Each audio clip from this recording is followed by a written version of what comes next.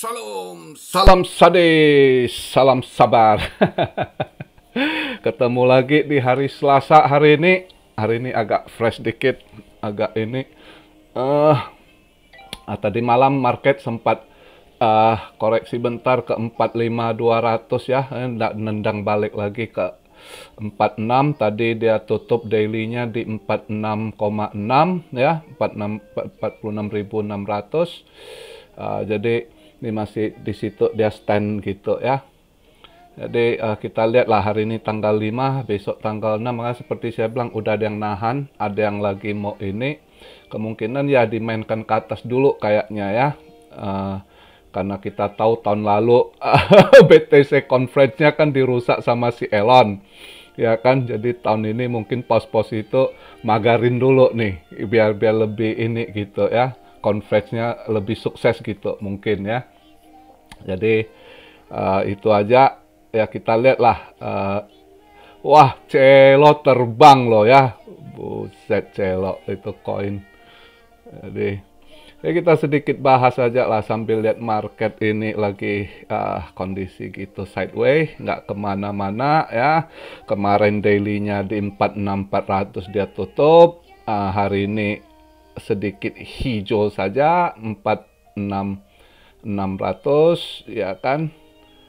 Jadi kemungkinan ya dia coba lagi di 48. Lihat di moving average 200 moving average bisa dia tembus atau enggak. Kalau dia tembus, next levelnya itu ya di kisaran 50 sampai 52 situ ya, atau mungkin di 51.000. Kita lihat. Yang penting dia harus bisa tembus dulu ke lewati 48.200 itu ya. Kita lihatlah apakah malam ini atau besok bisa nggak dia ini. Karena kalau memang mereka mau mainkan ini ya, para ini paus lagi mau mainkan market ya kan. Jadi itulah mungkin mereka pagari kali ini daripada si Elon. Nah, kita bahas Elon sedikit sih. Ada pertanyaan juga, oh itu Elon ngefat Twitter, tiba-tiba beli saham Twitter. Nah ya itulah mereka, orang berduit kan, pos-pos gede, orang-orang berduit, bilioner ini ya begini. Lagi mau target sesuatu, mereka punya media, punya apa, mereka sebar FAT dulu. Dia nge-tweet FAT supaya harganya turun kan, drop gitu ya. Begitu turun dia serok ya kan. Rupanya dia juga mau serok besar si Elon Musk. Dia serok 9,2%, itu 2 billion something itu duit. Jadi istilah kalau nggak salah dia jadi pemegang saham terbesar. Jadi ada suara gitu ya, udah bisa ngomong dia nanti gitu, incas di Twitternya gitu ya. Mungkin ya, itu orang kerja selalu dia punya perhitungan gitu. Pasti dia ada rencana lain gitu, ya kita tahu. Tapi secara ini, satu sisi, kalau saya lihat, ada yang tanya, kok kenapa dia beli Twitter? Padahal dia jelek-jelek. Dia berarti udah ada target gitu. Ada yang dia ini. Pertama, kalau kita lihat, dia kan bersih terus sama SEC ya. Ya, SEC dia gede banget sama SEC juga nyodok dia. Tahun-tahun lalu udah pernah nyodok dia soal kasus ini. Terus ada kasus ini juga adiknya yang dia habis si ini Elon tweet, adiknya jual saham Tesla itu juga mereka curiga, mereka ini kan. Jadi mungkin gitu. Jadi pertama alasannya itu mungkin dia beli. Jadi dia mau kontrol media secara sosial media yang sangat berperan sampai saat ini. Masih paling pengaruh itu memang Twitter untuk para pelaku pasar dunia itu ya. Saham sama kripto gitu, itu termasuk politik. Sampai sekarang itu Twitter yang lebih sangat dominan mereka pakai ya. Bukan Instagram, bukan Facebook gitu ya, atau Telegram gitu ya, bukan. Masih dominan itu untuk politik, ekonomi itu Twitter masih peringkat teratas. Maka dia ambil Twitter gitu. Itu cerdiknya dari si Elon Musk gitu ya. Mungkin kalau dia ini nanti pertama lagi ini dia bisa blok aja tuh si Gary Gensler nge-tweet nanti kalau dia lagi gede kan. Itu satu. Kedua, nah ini yang ini saya lihat ya, sangat ini dia masih punya planning itu Dogecoin-nya gitu ya. Itu Dogecoin, kalian sabar ya, buat yang hold Dogecoin yang sangkut dari tahun kemarin yang pertama dulu masuk FOMO gitu, yang saya berharap lah ini lagi murah. Seharusnya kalau punya dana buat yang sangkut Doge, kalau punya dana seharusnya bisa lakukan di DCA gitu ya, cicil ya, dollar cost averaging. Karena itu proyek to the Mars-nya masih berjalan gitu. Saya cari ini informasinya, saya dapat itu kemungkinan di akhir tahun kuartal keempat dia baru launch itu, dia punya Doge to the Mars.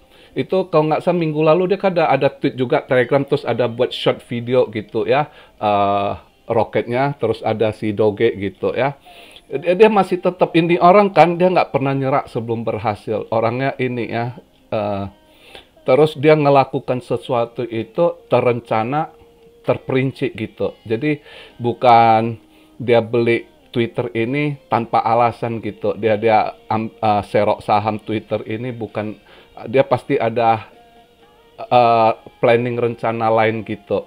Bisa aja juga nanti dia beli Twitter ini kalau dia masih mau mainkan Doge ke $1 misalnya, seperti dulu kan gagal karena dia keluar tandingan SIBA kan.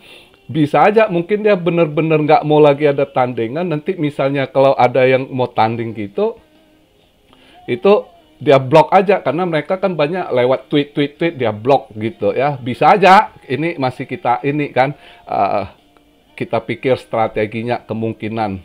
Saya masih sangat yakin dia punya ini. Jadi buat yang hold Doge sabar, kita lihat sampai akhir tahun di kuartal keempat ya. Menurut informasi yang saya dapat, roketnya yang to the Mars itu akan di launching, akan berangkat di kuartal keempat gitu ya. Termasuk dengan beberapa kerjasama, termasuk dengan NFT nanti ada promosi juga di ini roketnya gitu, kayaknya gitu ya. Jadi sabar aja. Ini sebenarnya satu berita bagus sih buat yang holder Doge sangkut ini, sangat ini sekali. Twitter ini dia beli, saya yakin sekali di situ. Jadi market yang namanya begitu, mereka orang berduit yang mainkan, yang punya ini. Termasuk, nah kasus lagi yang Wave. Ya, Wave. Saya beberapa hari lalu saya udah wanti-wanti, saya ingatkan jangan FOMO, Wave hati-hati, kalau udah ke atas pucuk jangan beli ini kan.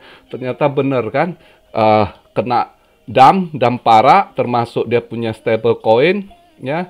Oh itu sangkut berat tuh kena begitu. Nah yang main kan siapa? Rupanya ya itulah si Sam Brinkman, orang mereka Alameda ya.